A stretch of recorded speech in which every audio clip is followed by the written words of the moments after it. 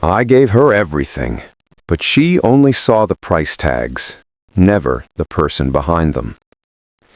Ethan Caldwell sat alone in his corner office at midnight, staring at the engagement invitation with trembling hands. At 33, he was the CEO of Caldwell Technologies, self-made, successful, and utterly broken. His ex-girlfriend, Victoria, had been with him since college. Through the late nights building his company, through every struggle and sacrifice, she'd stayed, or so he thought. But Victoria had never loved him. She'd loved his potential, his money, his status. When he couldn't give her constant attention because he was drowning in work to keep the company alive, she didn't understand his exhaustion. She didn't value his feelings. Then she met Richard Hastings, Ethan's wealthier business partner. Within 3 months, she'd left Ethan and accepted Richard's proposal. The betrayal shattered him completely. Now, holding her engagement invitation, Ethan felt hollow. He couldn't face that party alone. That morning, he'd noticed the new intern again.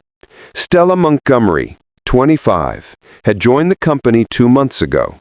She wasn't flashy or loud, but Ethan had watched her quietly. He'd watched her stay late to help a struggling colleague finish a report. He'd watched her bring coffee to the exhausted cleaning staff. She'd organized a birthday celebration for a shy accountant everyone else ignored. Her kindness was effortless, genuine, and during the darkest period of his life, those small moments of witnessing her goodness were the only light he saw. He called her into his office that afternoon, his hands shaking slightly.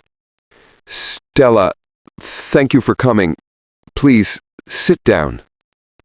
She sat carefully, her warm eyes concerned. "Is everything okay, Mr. Caldwell?"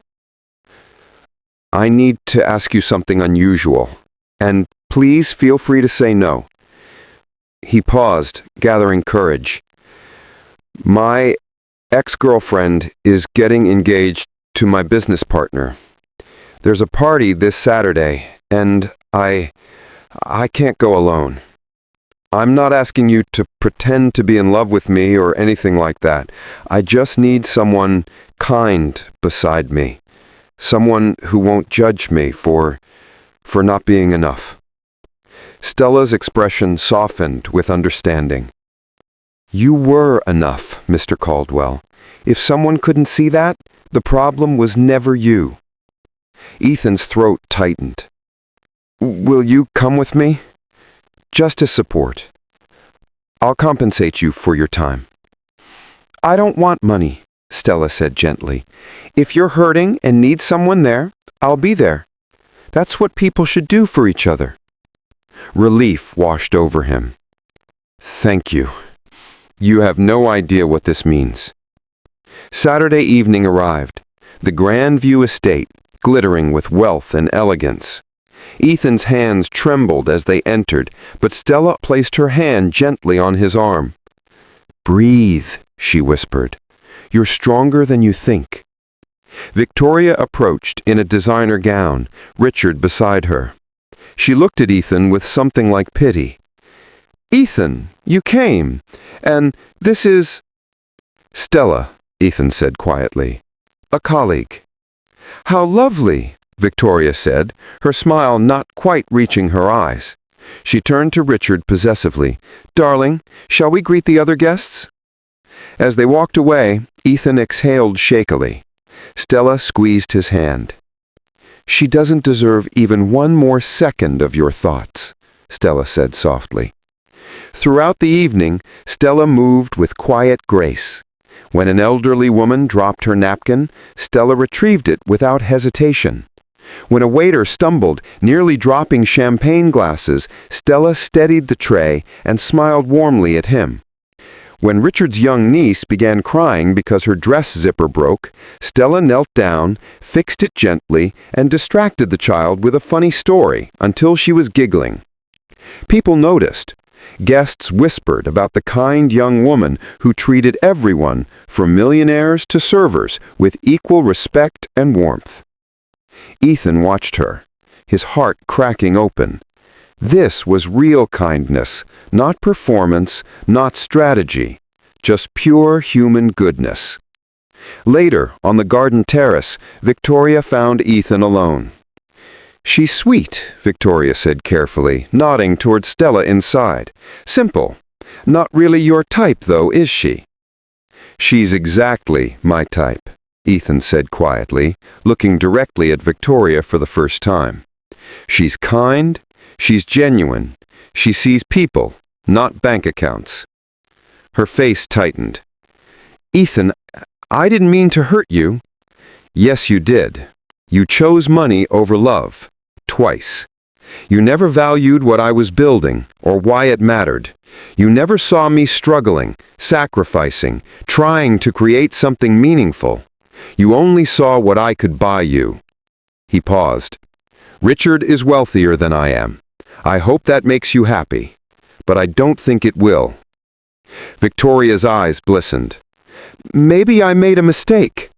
"You did, but not the one you think. Your mistake was not leaving me. It was never learning what actually matters." He turned to go. "I hope you find happiness, Victoria. I really do." He walked back inside and found Stella comforting Richard's elderly mother, who was overwhelmed by the crowd. Stella had brought her water, found her a quiet corner, and was listening patiently to stories about her late husband. Ethan's heart swelled. This was what love should look like: compassion, presence, seeing others' pain and choosing to ease it. When Stella finally joined him, Ethan led her outside to the quiet garden. "Stella," he began, his voice thick with emotion, "I asked you here tonight because I needed someone kind. But watching you, the way you helped that waiter, comfort that child, listen to that lonely woman, you're the most extraordinary person I've ever met. Not because you're trying to be, but because kindness is who you are." Stella's eyes filled with tears.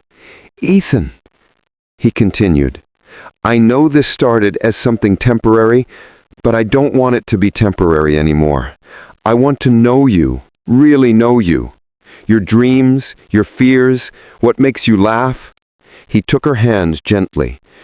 Would you let me take you to dinner? A real dinner. Just us." "I've been hoping you'd ask," she whispered, smiling through tears. "I've watched you too, Ethan. The way you treat your employees with respect. The way you remembered the security guard's daughter was sick and asked about her. You're not broken. You're beautiful. You just loved someone who couldn't see it." He pulled her close, and for the first time in months, he felt whole. Months later, Ethan and Stella were inseparable. He learned to balance work and life. She encouraged him to rest, to laugh, to remember why he'd built his company in the first place, to help people, not just accumulate wealth. Victoria saw them together once at a charity event. She approached hesitatingly. "You look happy," she said to Ethan. "I am," Ethan said simply, Stella's hand in his. "You look very lucky." "I know," Stella said kindly, without arrogance. "And I hope you find what truly makes you happy, too." As Victoria walked away, Ethan kissed her forehead. "Thank you," he whispered, "for showing me that kindness is stronger than beauty, money, or status. That a gentle heart can heal wounds that luxury never can." Stella looked up at him, her eyes shining. "And thank you for seeing my heart when the world only sees resumes and titles. You taught me that real love chooses character over everything else." In the end, Ethan didn't just find love, he found truth. That the most valuable things in life can't be bought, worn, or displayed.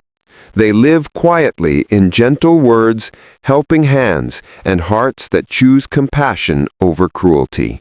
And that, he realized, was worth more than all the wealth in the world.